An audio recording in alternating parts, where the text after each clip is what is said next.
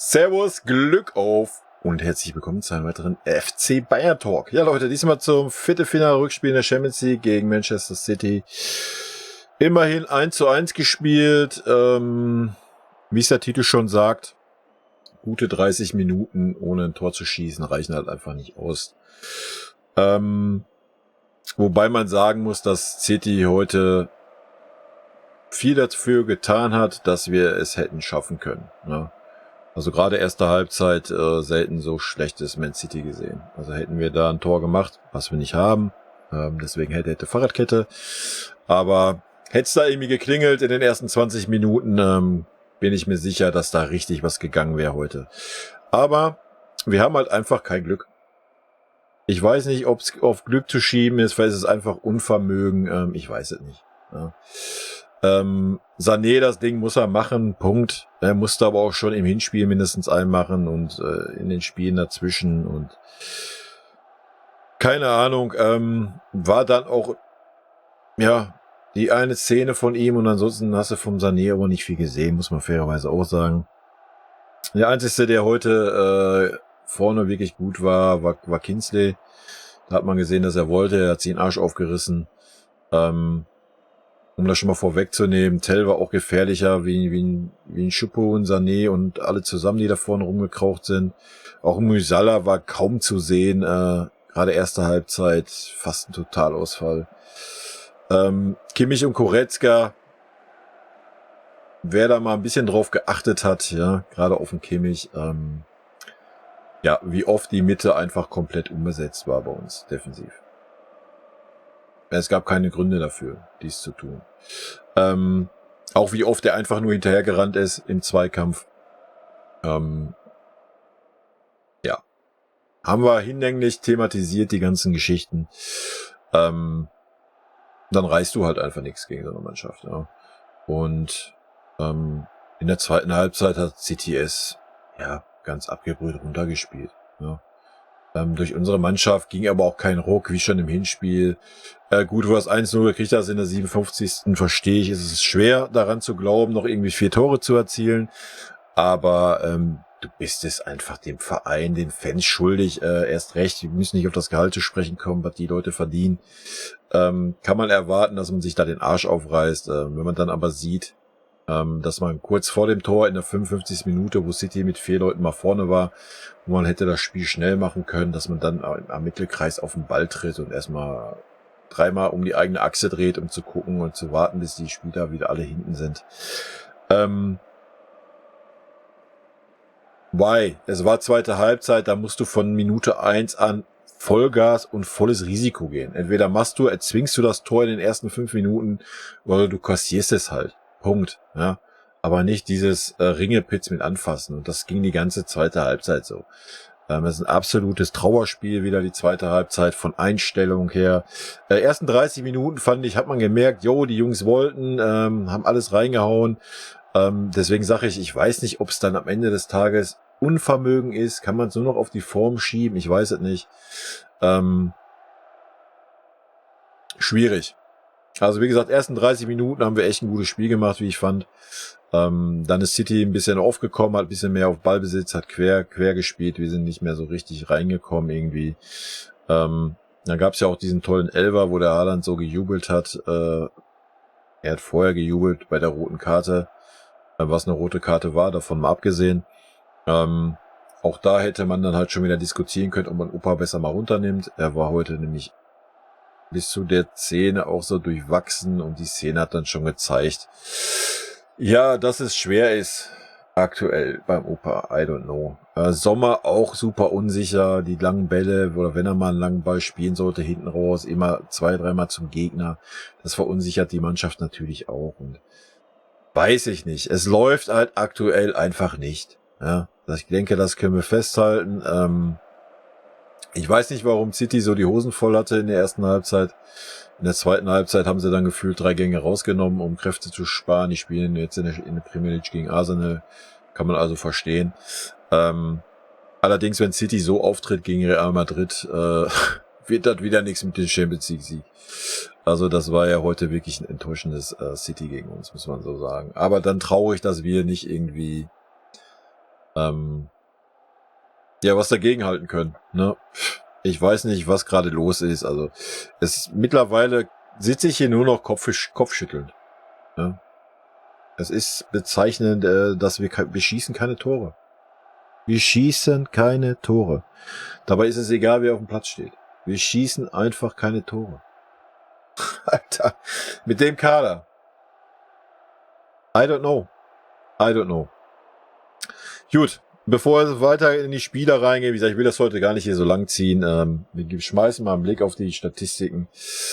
Der Vollständigkeit halber, am Ende des Tages sind die wurscht. 58-42% Ballbesitz, Abseits 2-2, Fouls 12-11, haben uns nichts getan. 47% Zweikämpfe nur gewonnen. Schüsse aufs Tor 7-2. Hier muss natürlich ein anderer Wert stehen. Ne? Hier muss einfach ein anderer Wert stehen, wenn wir zu Hause spielen in so einem Spiel. Schüsse aufs Tor 7-2, Schüsse insgesamt 19-7, Ecken 5-2, angekommene Pässe 480 zu 339, Flanken 13-3. Schüsse insgesamt Kimmich 2. Alter, der eine, wie ist das ja, Schuss zählt. Schupo 2, habe ich auch nicht gesehen, außer eine Rückgabe. Goretzka 1. Ja, Goretzka aus 7 Metern in den 500. Stock. Torschussvorlagen gab's nicht, gewonnene Zweikämpfe, Koman 8, Cancelo 7, Müsala 5. Ballkontakte 96, Upa, Kimmich 84, De Ligt 82. Joa. Das mal zu den Werten. Ja, verdient ausgeschieden. Punkt. Ja, da müssen wir nicht rumdiskutieren. Wir haben es im Hinspiel versaut, wie letzte Saison auch schon. Und das war völlig unnötig im Hinspiel, muss man fairerweise sagen. Hat der Tuchel aber seinen Anteil mit dran, wie ich finde. Dass dann heute wieder ausgerechnet der Opa den Fehler, man hat davor auch schon einen gerissen gehabt. Spricht auch wieder Bände. Es war ja auch in den Kommentaren, ich habe bisher den Opa auch immer verteidigt, aber wenn man das jetzt mal so zurückerinnert im Kopf, ja, dann wird's tragisch. Und dann muss man überlegen, auf so einem Niveau, was wir spielen, ob das reicht. Ja. Ist traurig, aber er war super konstant bis dahin, aber ja, er ist die tragische Figur dieses Viertelfinals oder mit eine tragische Figur. Ansonsten, wir haben halt einfach keine Form. Punkt. Wir haben keine Form, wir treffen das Tor nicht. Ich kann es mir nicht erklären. Leute. Das sind Sportler, die den ganzen verfickten Tag nichts anderes tun, außer versuchen, den scheiß Ball in das scheiß Tor zu schießen. Und kriegen dafür, der am wenigsten vielleicht da vorne rumläuft, sind vielleicht bei 17 Millionen. Sonst ist es nur noch Plus. Und die kriegen es nicht geschissen, den Ball wenigstens mal aufs Tor zu bekommen.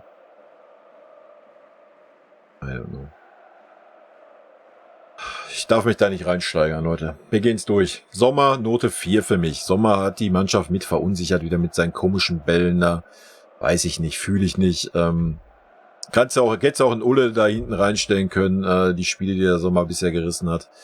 Fußballerisch ist das genauso unsicher, wie der Ulle das auch machen würde. Ja, vielleicht, wenn der Ulle mal ein bisschen Spielpraxis gekriegt hätte, wäre vielleicht auch ein anderes Zeichen an die Mannschaft gewesen, dass man nicht einfach deine Winterpause einholt und dahin stellt. Aber anderes Thema, gehe ich vielleicht nach dem Mainz-Spiel mal drauf ein, auf diese ganze Thematik nochmal, weil ich denke, da werden wir auch nichts zu lachen bekommen. Aber da Ausblick am Ende dieses Video. Cancelo, ja, wenn er eingebunden wurde, hat er es gut gemacht, wurde leider relativ selten in der ersten Halbzeit wirklich eingebunden. Ja, da wurde immer geguckt, er stand immer frei, es wurde fast nie über die Seite gespielt, ging immer alles irgendwie über die rechte Seite. Warum wieso, weiß ich nicht. Wenn es da mal ein paar Mal über seine Seite ging, war es echt okay. Jetzt nicht herausragend oder sowas, würde ich bei einer 3- sehen. Upa sehe ich heute auf jeden Fall bei einer 4. Ja, lass uns nicht draufhauen, wir sind bei einer 4. Ich denke, ich muss nicht begründen, oder? Die rote Karte hat er Glück gehabt, dass es ein 2-3 Zentimeter im Abseits war. Bei dem Tor, das sich wieder abkochen lassen, da war noch 2-3 Aktionen, wo er super unsicher war. Ich weiß nicht, ob man dem damit einen Gefallen getan hat, ihn heute aufzustellen. Ich hätte mir da einfach mal ein paar Waage gewünscht und ich hätte mir mal einen richtigen, rechten, offensiven Verteidiger gewünscht. Ja, aber was ich mir wünsche, interessiert ja keine Sau. De Ligt war der Einzige neben Pavard, oder sind wir erstmal bei Pavard. Pavard hat's gut gemacht, hat versucht. Er ist halt nun mal nicht der schnellste und der offensivste Außenverteidiger. Ja, hat trotzdem immer wieder den King auch hinterlaufen, hat einen mit rausgezogen und so weiter. Also an Pavard hat nicht gelegen, hat auch 2, 3 Flanken geschlagen. Pavard will ich bei einer 3 sehen, die Ligt sehe ich auch bei einer 3. Hat's gewohnt, routiniert runtergespielt, auch im Aufbauspiel. Wenn mal was über die Seite ging, über die linke oder halblinke, hat das auch gut gemacht. Goretzka und Kimmich nehme ich mal im Doppelpack rein. Ja, für mich beide 4. Wobei Goretzka erste halbe Stunde war er ganz gut mit dabei. Hat aber viel zu viel rumgezetert, zu viel gefoult. Hat sich dann über die Fouls aufgeregt. Es waren Fouls, Punkt, da muss man nicht rumdiskutieren. Ja, da muss man sich nicht aufregen, Alter. Konzentrier dich auf deine scheiß Leistung. Renn, acker und mach. Ja. Wie gesagt, ersten 30 Minuten war noch okay, danach es wurde immer schlechter. Dasselbe beim Kimmich. Ja. Wie gesagt, Kimmich und Goretzka, teilweise stand keiner auf der 6. Es war komplett freier Raum für City. Wir können froh sein, dass City heute nicht so konsequent gespielt hat, nicht so gut drauf war. Also heute gibt's nicht die Ausrede, dass City irgendwie in Topform wäre und wir in keiner Form. Ja. Das war heute ungefähr so ein Niveau. Wobei, wie gesagt, so letzte halbe Stunde, ich denke mal, wird City auch echt so die Handbremse drin gehabt haben. Ja, mir ist klar, dass Kimmich und Goretzka, dass einige das ein bisschen anders sehen. Für mich war das nichts. Coman, Note 2, war der Einzige, wo du das ganze 90 Minuten gespürt hast. Er will das zeigen, er will Gas geben. War wirklich echt der Einzige, der wirklich auffällig war. So mit dieser Leidenschaft, mit diesem Feuer, hätten halt einfach verkackt alle spielen müssen. Ja, Punkt. Wie gesagt, nimm mal Pavard und die Licht da hinten raus. Warum tun sie es nicht? Warum nicht? Die spielen alle so, ja, ist mir scheißegal. Ist mir egal. Was soll's, wen juckt's? Ja, wir haben es versucht, ach, wir haben das 1:0 gekriegt, ach, 0:0 zur Pause, ach, weißt du was, da brauchen wir zweite Halbzeit eigentlich gar nicht mehr auflaufen, da können wir schön austraben. Es war ein absoluter Witz, wie wir aus der Pause gekommen sind. Da muss es brennen, wirklich brennen. Und gar nichts im Heimspiel. 0.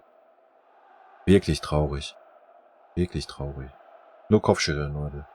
Sané, Note 4, Musiala, Note 4, Choupo, Note 4. Punkt. Ja, das war nicht mehr. Sané, wie gesagt, hatte 2 gute Aktionen, ansonsten super enttäuschend. Musiala dasselbe, hatte gut in der zweiten Halbzeit, hat er 2, 3 Aktionen gehabt. Aber gerade erste Halbzeit, er hätte da viel, viel mehr kommen müssen. Ja, wo wir die Drangphase hatten, da hätte viel, viel mehr kommen müssen. Choupo hat das gemacht, was er kann, hat sich fallen lassen, hat den Ball angenommen, hat ihn verteilt. Das hat man gesehen, dass uns das heute viel gebracht hat. Definitiv. Gerade die erste halbe Stunde hat man das herausragend gesehen. Das, was ich immer wieder gesagt habe. Aber Torgefahr konnte er auch nicht entwickeln. Gar nicht. 0. Ja. Ein Tell, der reinkam in der 72. Minute, war torgefährlicher wie ein Sané, Musiala und Choupo-Moting zusammen. Ja. Und da sind wir wieder bei dem Thema, man sollte mal nach Leistung aufstellen. Ja. Aber ich garantiere euch, auch in Mainz wird ein Tell nicht auflaufen dürfen von Anfang an. Was schade ist. Tell, wie gesagt, super auffällig nach der Einwechslung, hat Gas gegeben, ist gerannt, hat getan, gemacht, alles gut.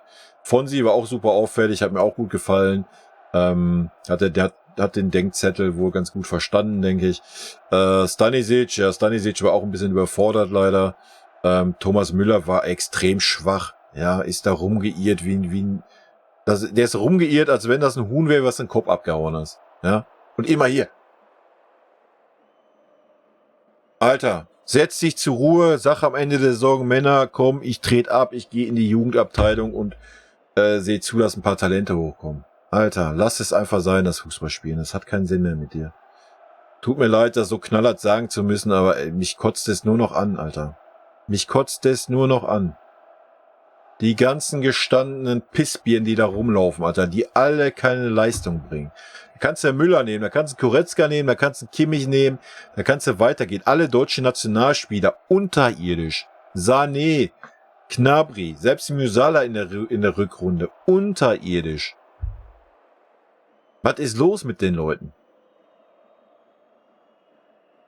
Hä? Das soll mir mal einer erklären. Ich fand's eine Frechheit, dass wieder ein Gravenberch nicht spielen durfte.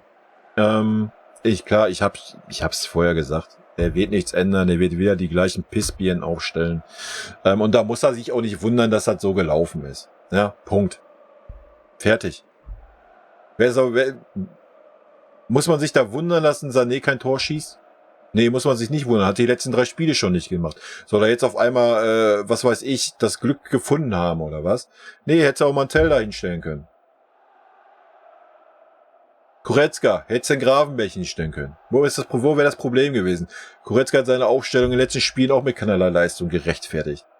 Heute, ja, die erste halbe Stunde war okay, habe ich gesagt. Ja, da muss man sich da nicht wundern, Leute. Ja, es wird einfach an den gleichen verkackten Pissbirnen festgehalten, die seit Wochen oder Monaten einfach keine Leistung bringen. Was erwartet man dann? Dass wir dann Feuerwerk abballern gegen City? Ja, und City war schlecht heute. Die waren schlecht, richtig schlecht, gerade erste Halbzeit. Die haben echt einen Köttel in der Hose gehabt. Hat man gesehen, wie Guardiola da rumgesprungen ist wie ein Zwerg, Alter. Ja. I don't know. Mit dem 0-0 in der Pause war klar, dass das Spiel, also nach 5 Minuten in der zweiten Halbzeit war klar, dass das Spiel durch ist. Ja. Wären wir rausgekommen, hätten Feuerwerk abgebrannt, hätte ich gesagt, jo, wenn wir jetzt wirklich schnell ein Tor machen und schnell eins nachlegen. Aber wer soll die Tore machen? Es war ja keiner auf dem Platz, der die Tore hätte machen können. Die haben wir ja dann erst in der 72. Minute eingewechselt. Ja. Wo wir 0-1 hinten lagen. Ja, und dann haben wir auch nur ein Tor durch den Elfmeter gemacht. Ja, Wort zum Schiri. Schiri war sehr dubios, hat aber eine klare Linie gehabt, die hat er durchgezogen, also von daher kann man da nichts kritisieren. Hätte er den Elfer nicht gegeben bei uns, dann jetzt genug zu kritisieren gegeben. Ich fand den Elfer gegen Opa schon wirklich hart. Allerdings muss man dann, wenn man Innenverteidiger ist, die Arme schon hinterm Rücken hat, wenn dann der Schuss kommt, muss man sich dann auch nicht so da reingeben im Arm. Da muss man sich am Ende nicht beschweren, ja. Verkörperung der Körperfläche, Elfmeter, Punkt. Muss man auch nicht rumdiskutieren. Auf der anderen Seite, ja, er hat dann den Arm auch so vom Körper weg und dann gibt's da halt auch einen Elfmeter und gut ist. Von daher fand ich das völlig okay. Tuchel war neben Coman der zweite, der richtig on fire war. Ja, hat mir sehr gut gefallen.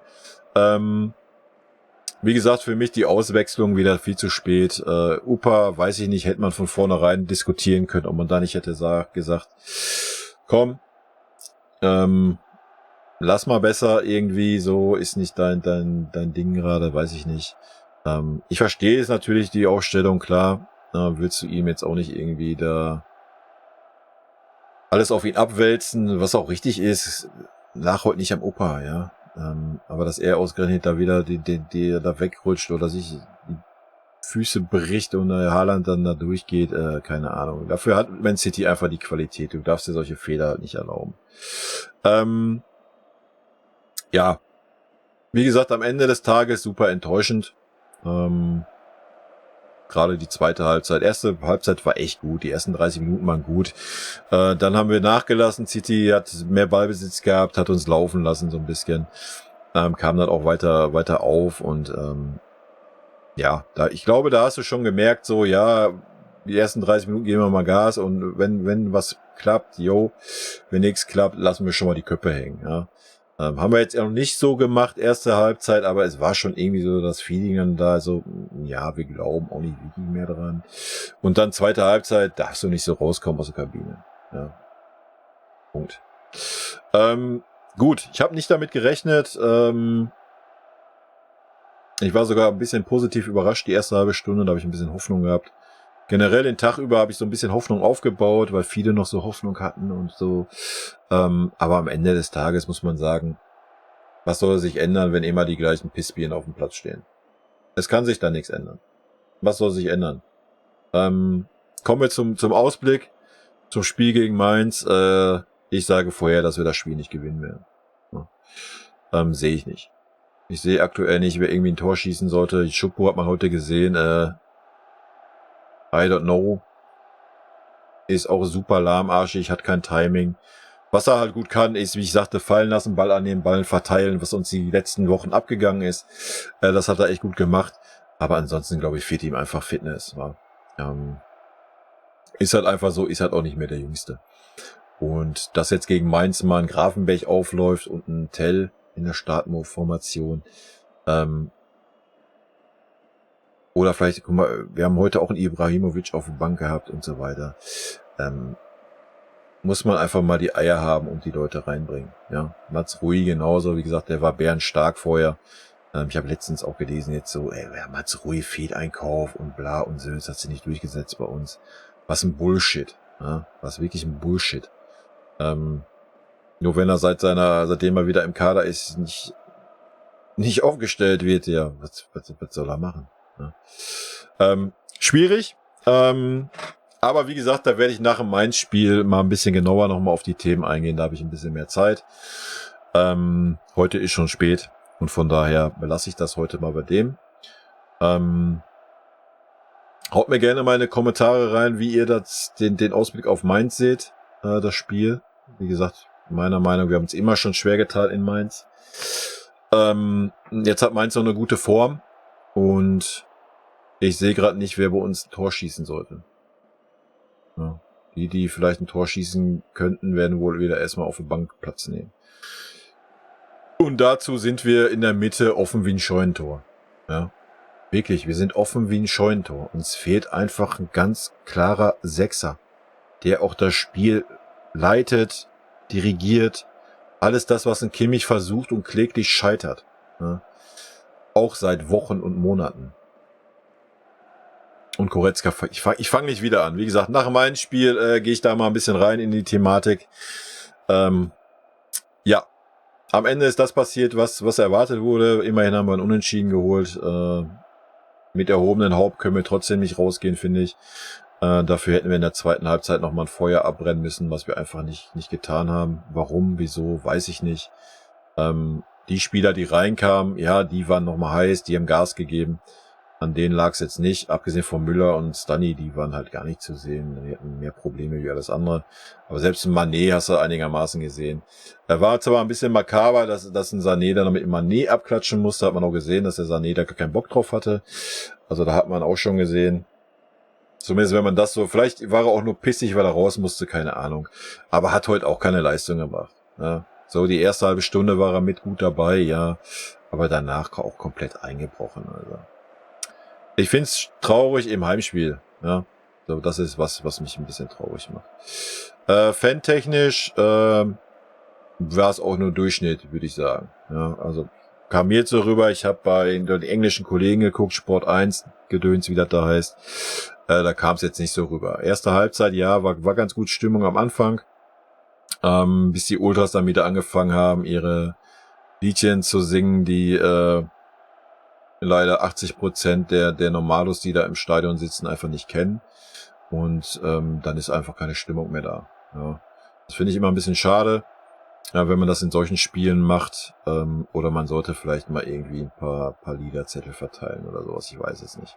Ich finde es immer schwierig, dass das Stadion dann einfach komplett ruhig ist. Ja. Die können halt alle nur so diese Oldschool-Standard-Scheiße. Aber das hätte es heute gebraucht. Ja, aber ja, selbst die Mannschaft hat's ja nicht umgesetzt dann. Die Fans waren ja zwischendurch auch wirklich mal lautstark da, gerade erste Halbzeit. Aber zweite Halbzeit war dann auch da. Aus meiner Sicht, zumindest was ich da jetzt mitgekriegt habe im Stream, war das auch sehr mau, was schade ist. Aber hätte auch nichts geändert, sind wir ehrlich. Haben wir im letzten Spiel gesehen gegen Hoffenheim, da war auch gute Stimmung und hat die Mannschaft auch nicht zurückgezahlt. Gut, Leute, das war's. Nichtsdestotrotz, auch wenn wir gerade eine schwierige Phase haben und ich sage voraus, dass wir auch kein deutscher Meister werden, weil wir einfach diese Phase haben aktuell. Nichtsdestotrotz sind wir Bayern-Fans, mir ist an mir und ja, es kommen auch wieder bessere Zeiten. Ne? Es kann nicht jedes Jahr gut laufen. Obwohl es letztes Jahr schon nicht so gut gelaufen ist. Aber dann haben wir halt mal 2 schwere Jahre. War wahrscheinlich wird das nächste Jahr auch noch schwer. Aber wie gesagt, da muss ich mal ein extra Video zu machen. Ansonsten eskaliert das hier komplett von der Länge her. In diesem Sinne wünsche ich euch eine schöne Restwoche. Wir hören uns am Wochenende wieder, wenn ihr Bock habt. In diesem Sinne, tschüssi.